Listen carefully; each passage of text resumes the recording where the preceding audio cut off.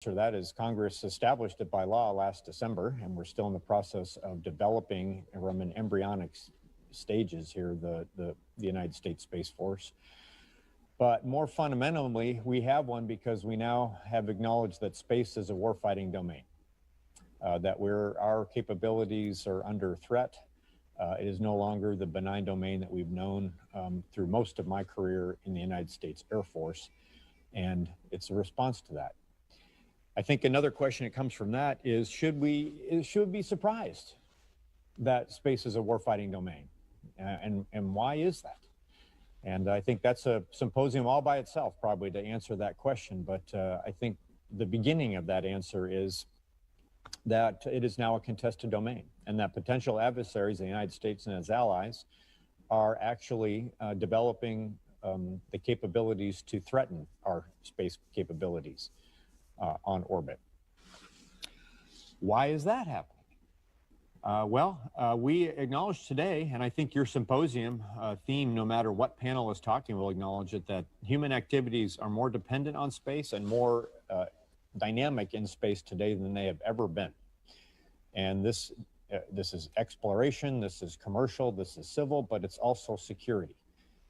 And potential adversaries have noticed that to conduct modern warfare and to project power in today's world, you rely on space capabilities to do that, number one. Number two, our potential adversaries have noticed, at least in years past, that we have not protected and defended our space capabilities. We've built them as if they were going to operate in a benign domain. And it doesn't take a lot to put that logic together to see that now those capabilities are under threat.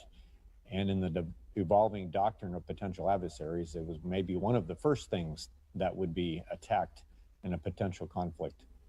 And so that's where we are today. We're now in a situation where we now need to look at not only continuing to deliver space capabilities for society and for joint warfighters around the globe, now we actually have to go and protect and defend them ourselves.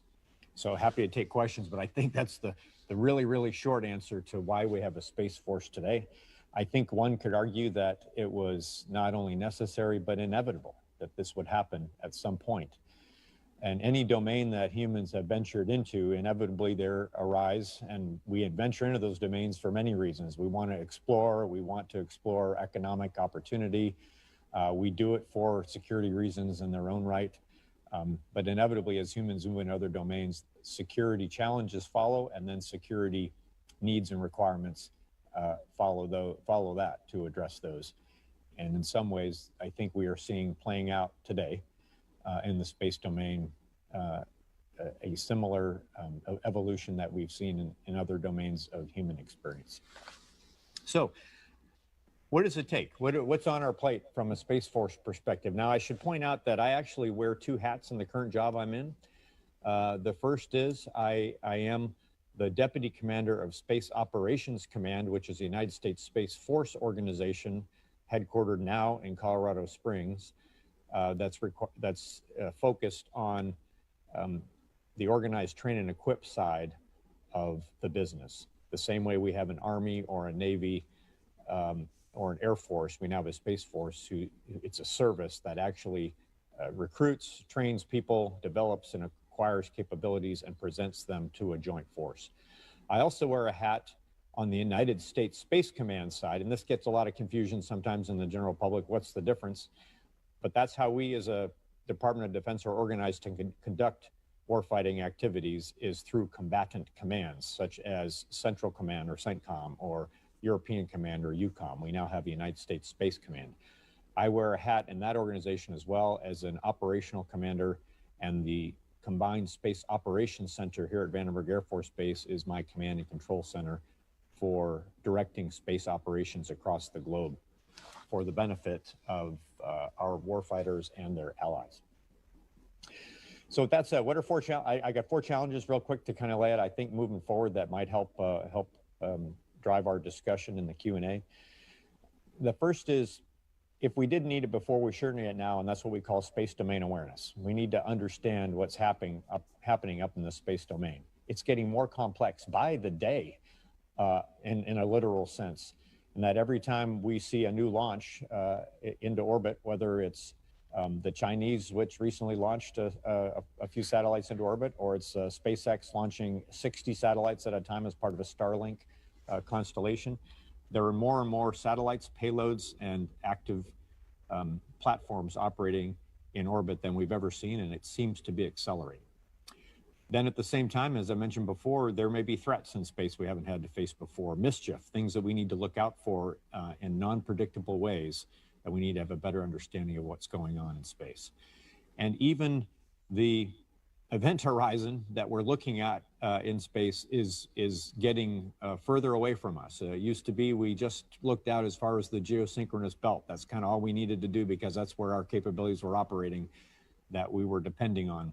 But now it's expanded essentially to the lunar sphere. I think that's our new area of operations that we need to understand what's going on in, and in future years, it will expand even further than that. And it's significant. We can do the math, right? The volume of the cislunar sphere is immense when compared to, say, the Earth's oceans. And that's the volume that we need to understand the activities that are going on within. And it's a challenge, but we need to do that right.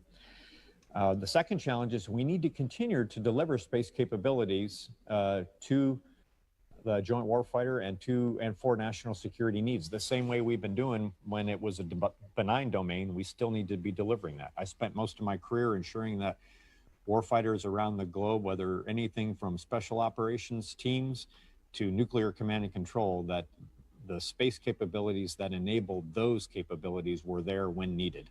We need to continue to do that, and that demand signal is not decelerating, it's accelerating. So that's a key challenge for us moving forward. How do we do that?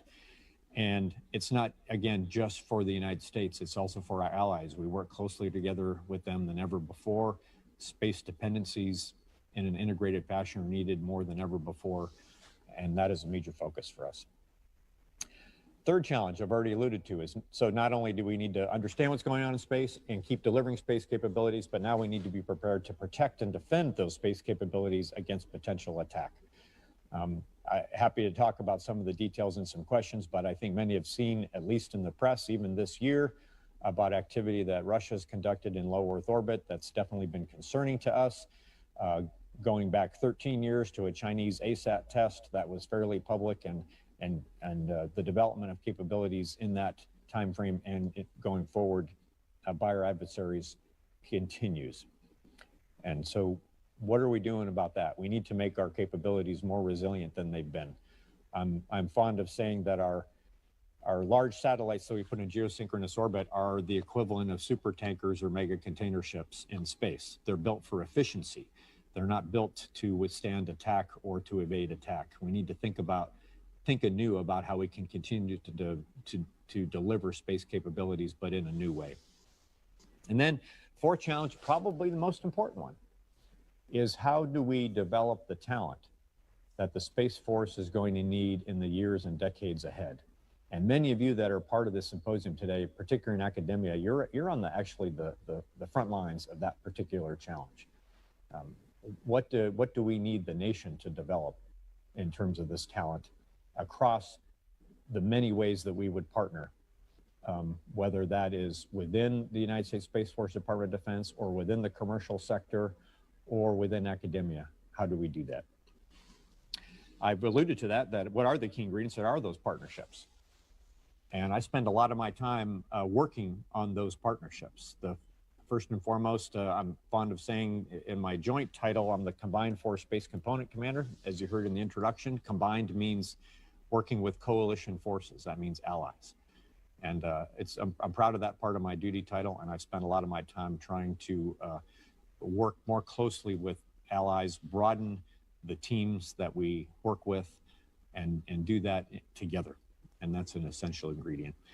Commercial partnerships, I think, are more important to us than ever before at all stages of capability development as well as operations. I'm proud of the fact we have a commercial integration cell here as part of the Combined Space Operations Center here at Vandenberg that involves, right now, 8 8 companies in agreement that actually participate in operational awareness and communication of what they are seeing on their systems, if any threats or interference emerge, and then what we're seeing, and we share that collectively, and it helps us all react more quickly to ensure continued delivery of space capabilities where they're needed. And then academia. We're going to see more of this moving forward. I just had the opportunity earlier this week to go up to Cal Poly, just up the road here in San Luis Obispo, where the aerospace department there is doing some terrific work with small sats. And we've actually started a year ago a research and development agreement with Cal Poly. Just an example right here close to Vandenberg. I see that happening on a much larger scale in the days ahead. And then, you know, those partnerships they also expand to other parts of our government. Just in September, the Space Force signed an agreement with NASA on how those 2 organizations will partner more in the days to come as human exploration ventures further back to the moon and beyond. And there are ways we will need to do that together. Better understanding what is going on in the cislunar sphere.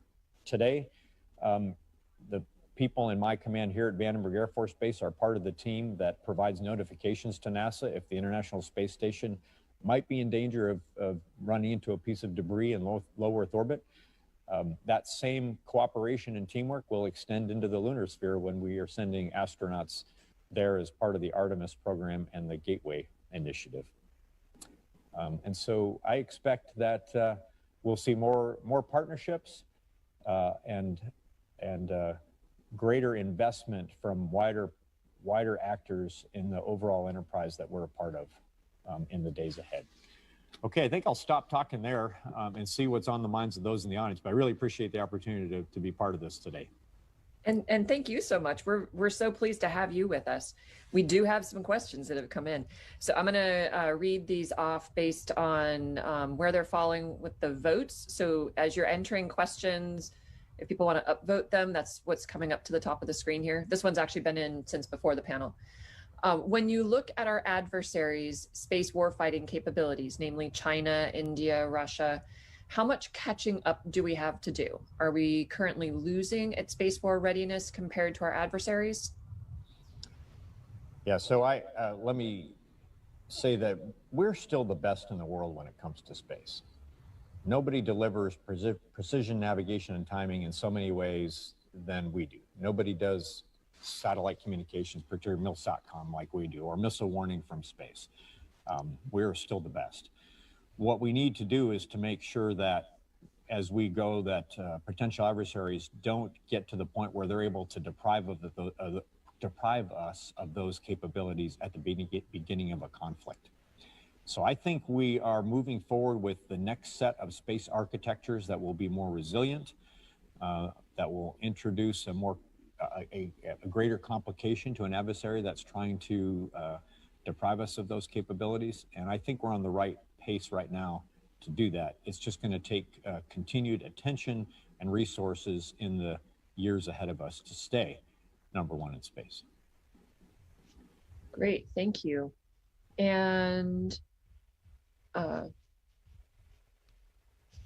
I've got to pin these while they, okay, so how can we police the use of, into the top, there we go. The use of anti-satellite weapons to prevent a cascade of space debris rendering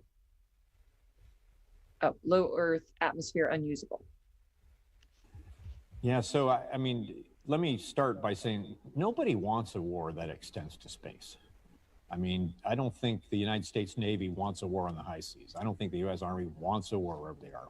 The purpose of a United States Space Force, first and foremost, is going to be to deter any kind of conflict that may begin or extend into space. And so where we're headed now is we have potential adversaries that are aggressively, as I mentioned before, going after such capabilities and doctrinally looking to do that kind of activity early in a conflict because of a perceived vulnerability and a dependency on behalf of the United States and its allies. So the best thing we can do now is, in terms of deterring that, is to, again, make our capabilities so resilient that there isn't a perceived benefit to going after those. And that becomes part of, I think, a deterrence picture that if we do it well, and I'm fond of saying this, if we do it well, not only do we deter a war in space, we deter war, period, because our space capabilities are so resilient that it becomes not even feasible for potential adversary to begin a conflict that they know they will probably lose, because we won't lose our space capabilities. The question, though, is a little bit more specific. I do think that we should be concerned about any